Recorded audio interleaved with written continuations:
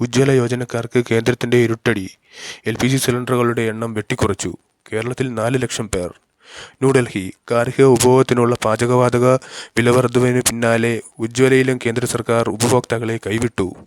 Subsidy നിരക്കിൽ നൽകിയിരുന്ന സിലിണ്ടറുകളുടെ എണ്ണം 9-ൽ നിന്നും 4-ആയി കുറച്ചു. ദരിദ്രരേഖയ്ക്കു താഴെയുള്ള ഗ്രാമീണ കുടുംബങ്ങൾക്ക് പാചകവാതകം ലഭ്യമാക്കാനായി കേന്ദ്ര സർക്കാർ പ്രഖ്യാപിച്ച പദ്ധതിയാണ് PM ഉജ്ജ്വല. രാജ്യത്ത് 1.5 കോടിയോളം ഉപഭോക്താക്കളാണ് ഉജ്ജ്വല വഴി പാചകവാതകം ഉപയോഗിക്കുന്നത്. കേരളത്തിൽ 4 ലക്ഷത്തോളം കണക്ഷനുകളാണ് ഉള്ളത്. 2016-ൽ പദ്ധതി ആരംഭിക്കുമ്പോൾ 12 സിലിണ്ടറുകളാണ് സബ്സിഡി നിരക്കിൽ നൽകിയിരുന്നത്. കഴിഞ്ഞ വർഷമാണ് 9-ആയി കുറച്ചത്. ഗാർഹിക ഉപയോഗത്തിനായുള്ള 14.2 കിലോഗ്രാം സിലിണ്ടറിന് യഥാർത്ഥത്തിൽ എണ്ണ കമ്പനിക്ക് 1600 രൂപയിലേറെ ചെലവ് വരുന്നുണ്ടെന്ന് പെട്രോളിയം മന്ത്രാലയ വക്താവ് പറഞ്ഞു.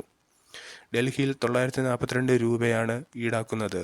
ഉജ്ജ്വല പദ്ധതിയിൽ 300 രൂപ കൂടി അധിക സബ്സിഡി നൽകി 642 രൂപയ്ക്കും രാജ്യാന്തര വിലയേക്കാൾ 60% കിഴിവ് നൽകുന്ന വഴി കഴിഞ്ഞ സാമ്പത്തിക വർഷം 60,000 കോടി രൂപയിലേറെയാണ് എണ്ണ കമ്പനികൾക്കുണ്ടായ നഷ്ടം. ഇതു നികത്താൻ 30,000 കോടി രൂപ കേന്ദ്ര സർക്കാർ എണ്ണ കമ്പനികൾക്ക് നൽകിയെന്നും പെട്രോളിയം മന്ത്രാലയത്തിലെ അഡീഷണൽ സെക്രട്ടറി പ്രവീൺ മാൽഖനൂജ പറഞ്ഞു.